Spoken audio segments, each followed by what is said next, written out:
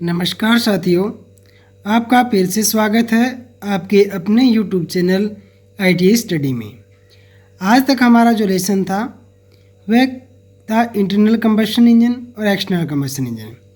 उसके बाद में हमने CI SI पढ़ा और 2 स्ट्रोक 4 स्ट्रोक पढ़ा। आज हम CI और SI के मध्य जो अंतर है उनको पढ़ने जा रहे हैं। मैं करवाने को तो ब्लैक बोर्ड पे करवा देता, पर वहाँ से अच्छा आपको डायरेक्ट किताब के माध्यम से करवा दिया जाए। तो सबसे पहला अंतर देखें, यहाँ एक साइड में लिखा है डिस्क्रिप्शन विवरण, एक साइड में लिखा है संपीड़न प्रज्वलन इंजन जिसे अपने CI इंजन कहते हैं, और अगली तरफ सफूलिंग प्रज्वलन इंजन जिसे अपने कहते हैं स्पार्क इग्निशन इंजन। सबसे पहला अंतर ध्यान से देखें, प्रचालन चक्र। तो मैंने आपको बताया था CI होते हैं वो डीजल चक्कर पर प्रचालित होते हैं और जो SI होते हैं वो ऑटो चक्कर से प्रचालित होते हैं। ईंधन की बात की जाए तो CI में डीजल ईंधन का उपयोग किया जाता है, तो SI में पेट्रोल या गैस का प्रयोग किया जाता है। चूषित पदार्थ का जहाँ काम की बात आए तो यहाँ सक्शन स्ट्रोक में CI के अंदर केवल हम साफ हवा ही सक्शन स्ट्रोक के अंदर खींची जाती है, जबकि SI के अंदर हवा व पेट्रोल का मिश्रण भेजा जाता है। फिर आता है कंप्रेशन रेशो। हमें पता है SI का कंप्रेशन रेशो CI से कम होता है क्योंकि पेट्रोल कम ताप पर ही और दाब पर जल जाता है। यहाँ देखें डीजल का संपीड़न अनुपात 12 अनुपात से 22 अनुपात तक होता है। और हमेशा याद रखना, इससे संबंधित प्रश्न बहुत बार पूछ लिया जाता है कि रेशो क्या होता है। रेशो में ध्यान देने वाली एक बात है, कई बार पूछता है एयर फ्यूल रेशो। तो जिस प्रकार से लिखा जाए उसी प्रकार से आपने उत्तर ढूंढना है। जैसे पहले लिखा एयर, फिर लिखा है फ्यूल, तो पहले एयर की मात्रा जैसे 12, फिर फ्यूल की मात्रा 1। अगर लिखे फ्यूल एयर रेशो तो पहले फ्यूल 1 अनुपात और एयर का रेशो 12 या 14, 16, 20, 22 जो भी हो।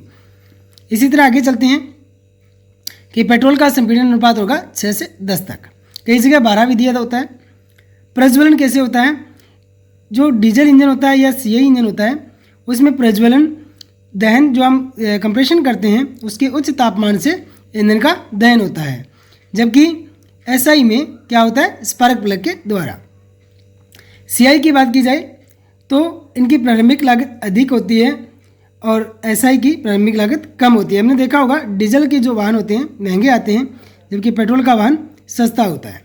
शोर व कंपन डीजल वाले आवाज़ ज़्यादा करेंगे और पेट्रोल वाले की आवाज़ बहुत कम होती है। शक्ति नियंत्रण हमें पता है ये गुणात्मक विधि पर काम करता है और यह मात्रात्मक। गुणा का मतलब है गुणात्मक में इसके गुणों में परिवर्तित किया जाता है, मात्रात्मक में इसकी मात्रा का परिवर्तन किया जाता है जो पेट्रोल की मात्रा होती है। संपीड़न का दाब होता है, मैंने कहा था SI का संपीड़न दाब CI से कम होता है, तो CI का कंप्रेशन अनुपात जो दे रखा है वह 400 से 500, यहाँ लिखते हैं अपने 350 से 550 PSI, जबकि पेट्रोल का 90 से 150 PSI होता है।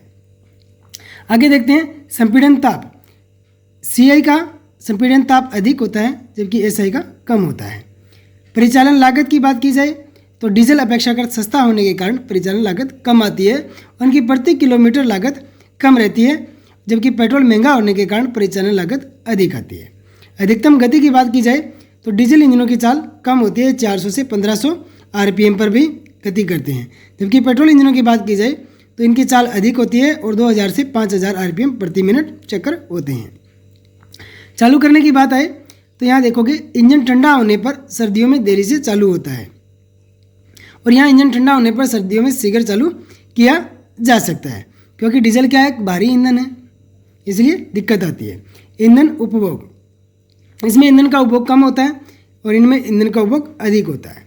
तापीय दक्षता, ये बहुत मोस्ट इंपॉर्टेंट प्रश्न है और बहुत बार प्रश्न आया भी है कि तापीय दक्षता, डीजल इंजन की तापीय दक्षता यहाँ 40 RD दे रखी है, बल्कि कई किताबों में आपको 34% मिलेगी और पेट्रोल की 26 ही होती है टोटल।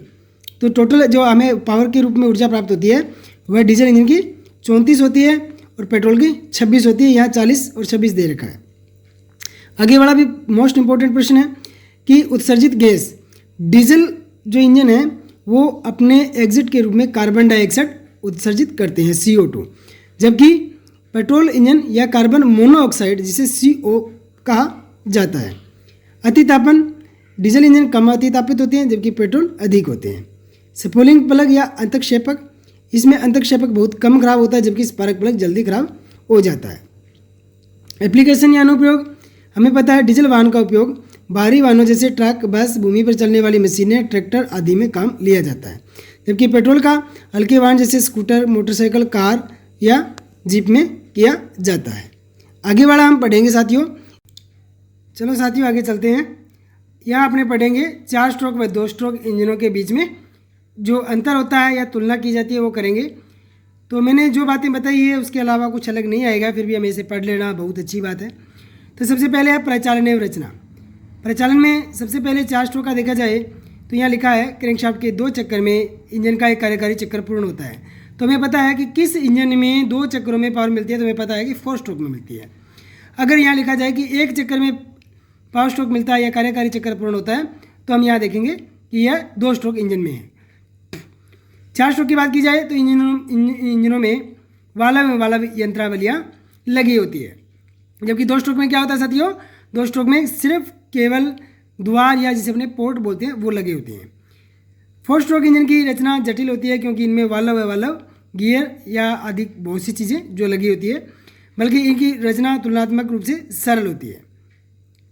पावर की बात की जाए तो क्रैंकशाफ्ट 4 स्ट्रोक की बात की जाए तो क्रैंकशाफ्ट के 2 चक्कर में एक शक्ति स्ट्रोक होता है, इसलिए सैद्धांतिक रूप से समान क्षमता व वेग के लिए प्राप्त शक्ति आधी होती है। किसकी बजाय 2 स्ट्रोक के। 2 स्ट्रोक की बात की जाए तो क्रैंकशाफ्ट के 1 चक्कर में एक शक्ति स्ट्रोक प्राप्त होता है, इसलिए इन इंजनों से प्राप्त होने वाली शक्ति 2 गुनी होती है किसके मुकाबले 4 स्ट्रोक के। चालन की दिशा, अगर 4 स्ट्रोक की बात की जाए ये इंजन केवल एक ही दिशा में चल सकते हैं क्योंकि वाल्वों के खुलने व बंद होने का समय निश्चित होता है जिसे अपने बोलते हैं वाल्व टाइमिंग, जबकि 2 स्ट्रोक में वाल्व रहित इंजन होने के कारण इन इंजनों को दोनों दिशाओं में चलाया जा सकता है। किसी भी दिशा में आप उल्टा सीधा चला सकते हो। जैसे कि हम स्टार्ट करते हैं, कई बार इंजन उल्टा स्टार्ट हो जाता है, तो हमारा अगर 4 स्ट्रोक साइकिल है तो उसमें वाल्व मैकेनिज्म टूट फूट हो सकती है, जबकि 2 स्ट्रोक में ऐसा कुछ भी नहीं होता।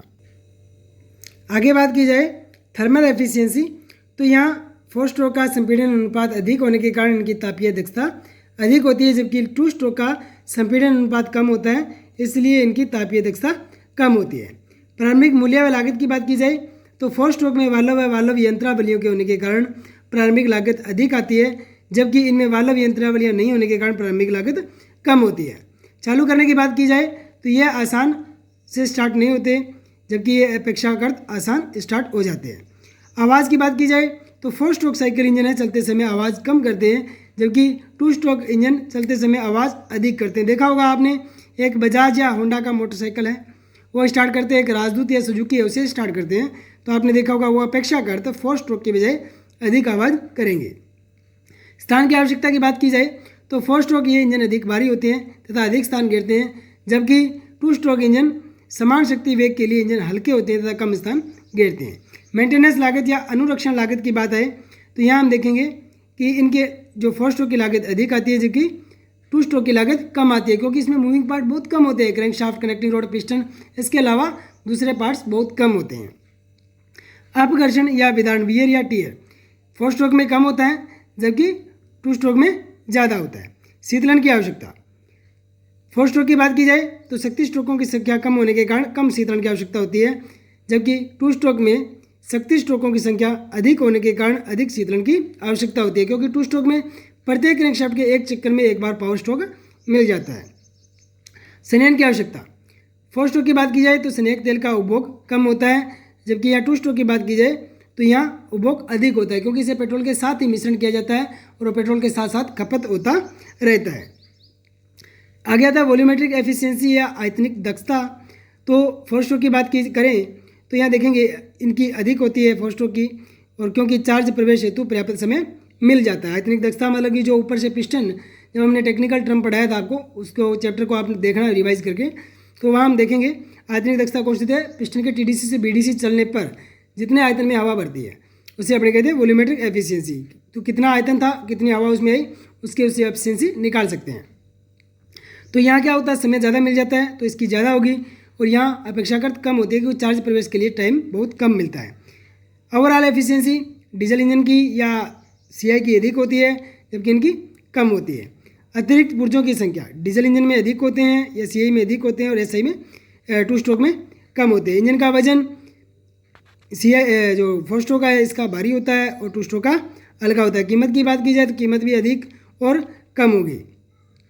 एप्लीकेशन या उपयोग या जहाँ काम कहाँ लेते हैं वह बात की जाए तो हम देखेंगे कि फोर स्ट्रोक का उपयोग कार, बस, ट्रक, शक्ति प्लांट, जितने भी आजकल लगभग जितने व्हीकल चल रहे हैं सब में फोर स्ट्रोक साइकिल इंजन का उपयोग किया जा रहा है, जबकि इनका प्रयोग सीमित ही होता है जैसे स्कूटर, मोटरसाइकिल, साइकिलों आदि में किया जाता है। तो साथियों, अभी तक आपने हमारा चैनल सब्सक्राइब नहीं किया है तो सब्सक्राइब कर लें और बेल आइकन को जरूर दबा लें ताकि आपकी आने वाली कोई परीक्षा है, आपकी कोई भर्ती है आपसे ट्रेड से संबंधित, उसके प्रत्येक सिलेबस आपको कंप्लीट करवाया जाएगा। धन्यवाद साथियों। जय हिंद, जय भारत।